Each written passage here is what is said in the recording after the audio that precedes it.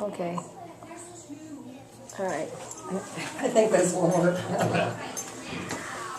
Okay, so overall, how do you think it went? Overall, I think you're right. The ideas were fine, but I think it's classroom management that's going to be. And you're new at this, and you've never done it. Right. So, This is my second. This is so managing the whole group, the group as a whole. There's a lot of things when you don't have teachers' aides. You have to do all 17 at one time. So I think that the biggest, what I would critique is they all needed to be sitting on the floor doing it over at the same time, under at the same time, instead of just having one kid up, because the minute one kid comes up to do something, you've lost half of the other ones because they're not paying attention, and because they want to come up, they want to do. Right. They all want to do everything every time. Right. And the only way you have 17 kids getting a turn is they all do it at the same time. And it's really just an informal assessment at this point on who can, you just run your eyes over it and see who can do it. Because you can't have them come up one at a time and do it, because that would be individualizing testing. And Right. At this point, it's just presenting the concept and seeing who got the idea of it. So overall, it was a really good idea, and it went pretty well. It's just the management. I agree. That would be my critique of the whole thing. Right. Was the management of getting. Let's see, you haven't had opportunity to take over the class to do it, so they're not. I've got that relationship. I've started that since fall. This, and they know what to expect of me. With you, they don't know what to expect, and then they're gonna push the waters. I mean, Lyric and Ethan and Kylie, and they're gonna see what they can do.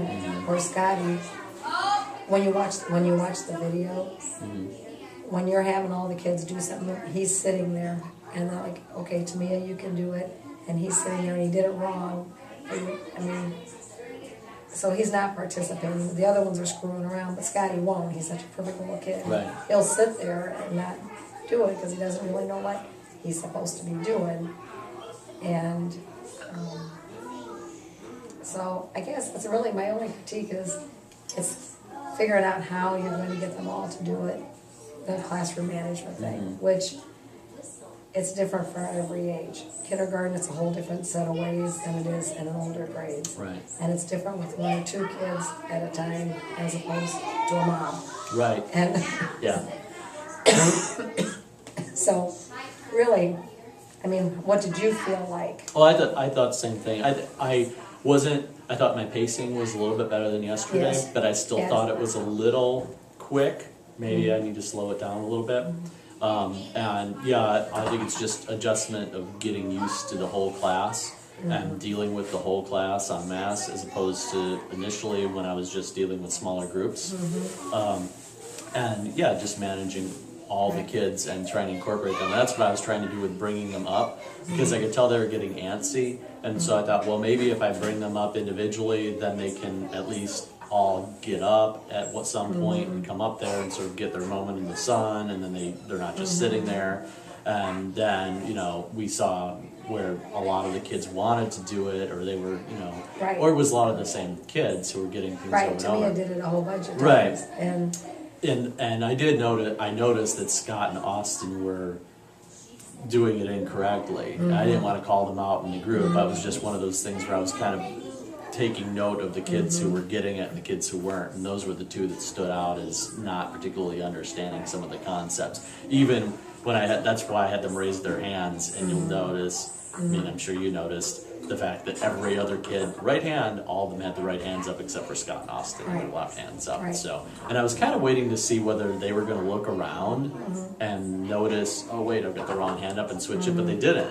They kept their left hand up, which is kind of interesting. That you would think that typically the kids, from a sociocultural standpoint, would look around, but they didn't even look around at the other kids to notice that they were wrong. So, and you need the more repetition, to do it. Or you just can't do something once or twice and know that they've got it. It's got to have been done multiple times. right.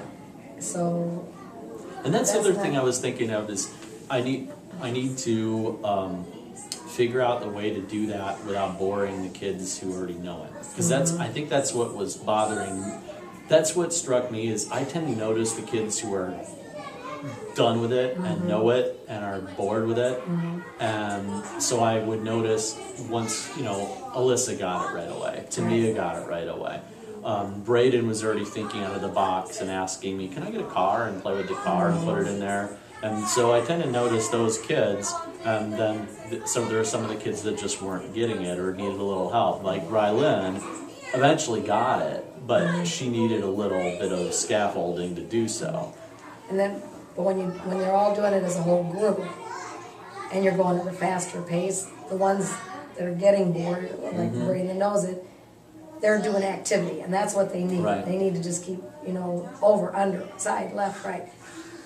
That keeps them more engaged than just them one at a time. So I think, on a whole, it was good. It was a good idea, but it's the whole classroom management thing. Right. You gotta get the mean school teacher voice out every so often. I'm not used to that. I'm so used to dealing with my son, and I never raise my voice to my son. Yeah. So I'm always trying to be, nice and polite Yeah. and everything. And even when I was correcting Lyric and telling her to sit down, I never really Way got too mean nice. with her. Yeah. I was sort of, that'd be too terrific nice. if you sat down, Lyric. Yeah, So. yeah, that isn't gonna work with her.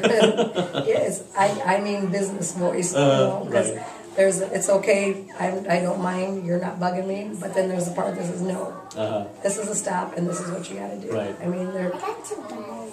you got 2 barrettes, wonderful. Would you go with Mrs. Lightfountain now? Thanks, Anasty. I'll be right there.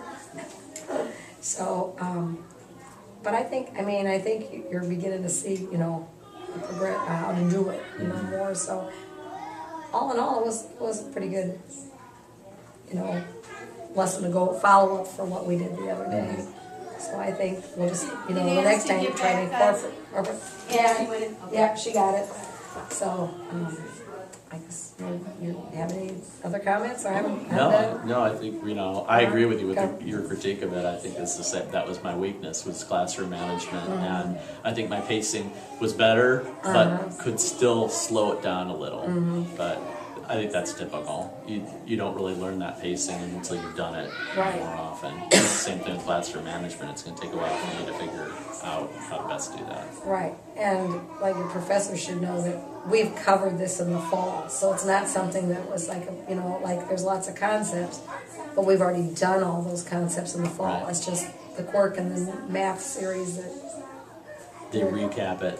we're doing, well, they introduce it in the fall, but because we know that's not where it should be, we move it to the fall, and then when it's like a do-over in the spring.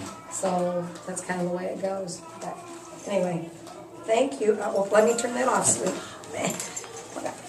All right, let's do this.